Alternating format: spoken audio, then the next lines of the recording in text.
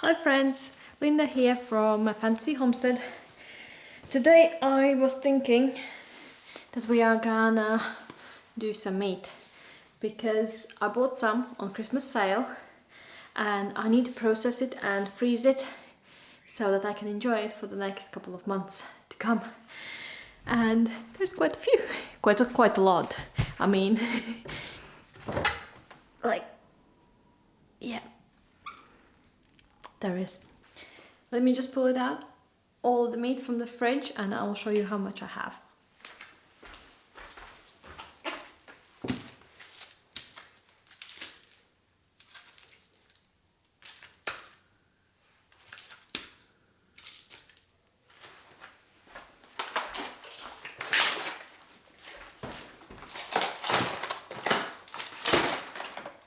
Ta-da! That's quite a lot. I'm thinking we're gonna start with the chicken first, because what I like to do with it is cook it, and then when I make meals, it's already cooked. And this, my friends, is how I lost the sound of my video. I do not know where it went, and it's completely missing. I have looked at all of the channels and everywhere else on the recording, but I can't find it.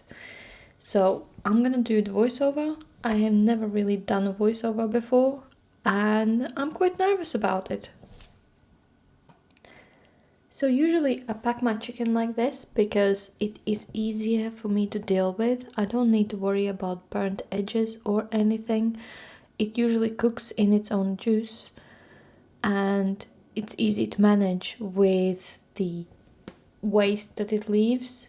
Sometimes I use the broth that comes out of it in stock, and sometimes I just get rid of it, dependent on how good it comes out.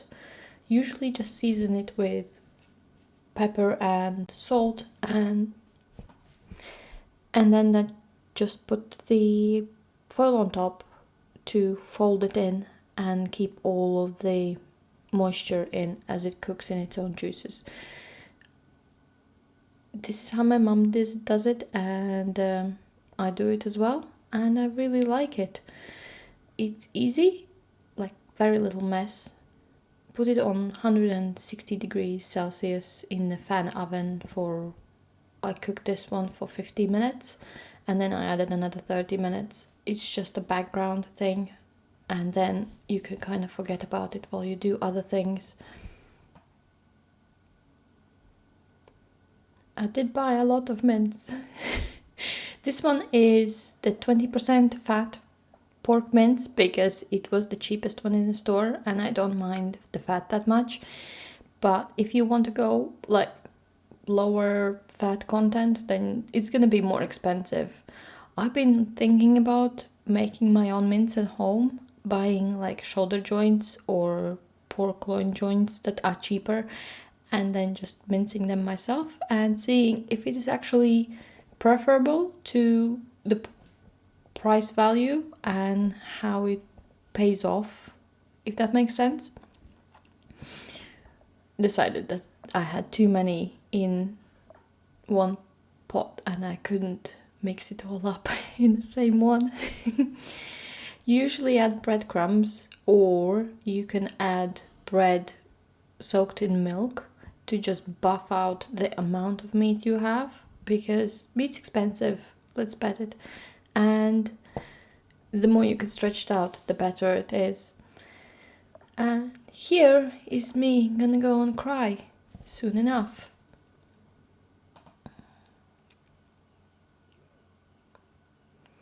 I always try to keep a bowl around when I'm cooking for all of the scraps that need to go in the compost pile. And this mandolin is actually godsend because it chopped all of the onions super fast and it made me cry only a little bit. See, if you could read from lips, you would see that I was saying probably this thing is awesome, because it is. Hopefully it doesn't break, because I am worried that when I'm gonna smack it like this, it's gonna break. And just, yeah. The only issue was that the onions were a little bit too too rough and too big when I was chopping them up.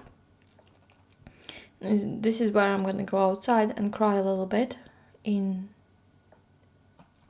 As I was saying, I'm worried that the mandolin might crack from the pressure that I exert when I bang on it to chop things up. Season these with just salt and pepper. I just like a lot of pepper. I like my things spicy, and I like spicy food. And then you just add some eggs for keeping it all together once you are starting to assemble the meatballs. Oh, I didn't tell you what I'm making. Yes, because I explained it on the video and then I lost the audio for it. Yay!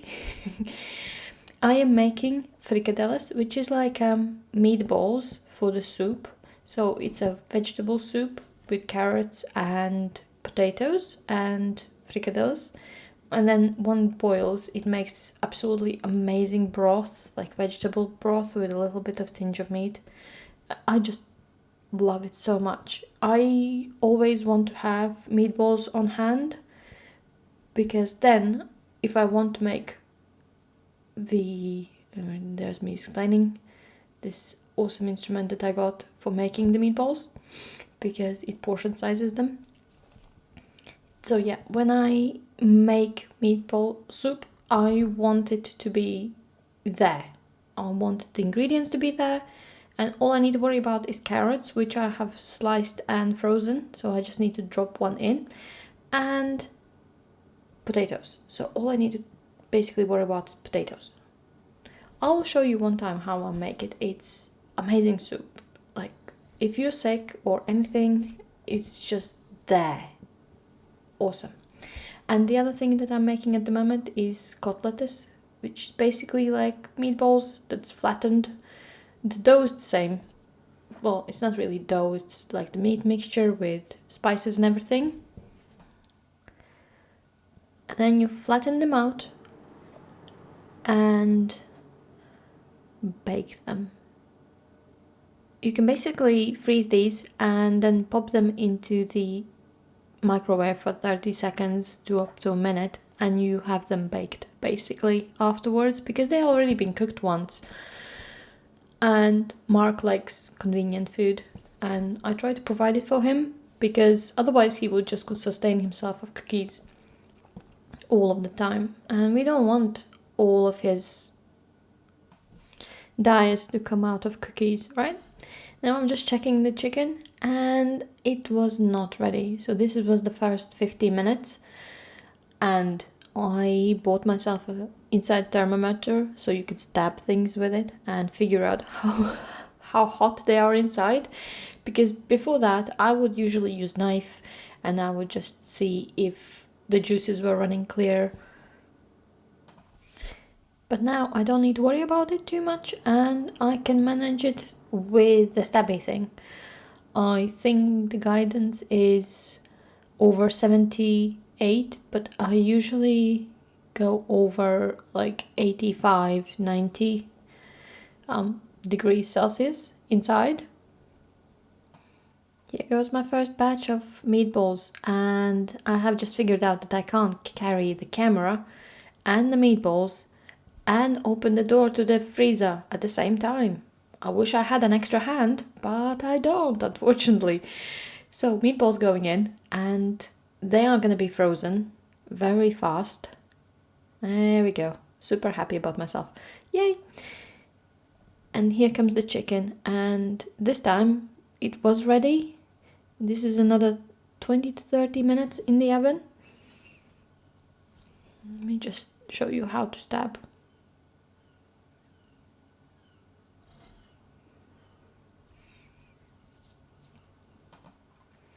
I'm super happy about this thing because now it's so easy. As you can see, it's like 92.8, 9, 93. And then I'm just checking some random pieces, and I'm trying to keep the needle in the middle of the meat instead of like getting to the bottom of the pan, because otherwise you're taking the temperature off the pan. I really need to learn how to deal with my camera, because the footage of me cutting the meat, the pork shoulder joints are actually corrupted as well. Not only I lost the sound for it, but it corrupted. And basically I'm making carbonades. You see the piece on my hand, the medallion, that's cut in half and then beaten with a hammer. And basically it becomes flatter, but it makes two pieces, two larger pieces than the original. And it is quite thin. I don't mind the thinness, but the volume. You put it in the flour and then egg bath, and then you just bake it. And basically that's carbonade. The spices I usually add into the egg. I know my family adds them into the flour. Some people like to add it in the flour. Some people like to do egg first and then flour, or flour first and then egg. Well, I'm in the second category. I like the flour first and then the egg. And because the egg is spiced with everything, you basically coat your meat in pepper and salt. So just the basic spices, because a lot of people don't like anything extra. So I keep it quite low on spice value. But then if I make sides, for example, like fresh potatoes or anything like that, that will have a lot of spices and a lot of like paprika and things like that. You can see the mound of meat that I have gotten on the side of me. That's quite impressive. I didn't expect it to be that high. I did make a mess though, and yeah, I'll be spending the rest of the night cleaning. At this point my back's really hurting because I've been standing at this stove for about 2.5 hours and baking this, and I'm listening to some audiobooks because you just can't stand in the quiet and do this all the time. You need some entertainment. Either you need someone talking with you, or you need to listen to something, or you need a massive TV in the kitchen, which I think kind of distracts you from what's going on. So I don't know if I would ever want a massive TV in the kitchen. And here goes all of the mess. I am super happy that I managed to do all of this and actually finished, because it is a lot of work, I'm not gonna lie, but all of this meat and all of this food is gonna sustain me and Mark for probably the next 4 to 5 months, maybe more, if I probably like store it well. And there we go.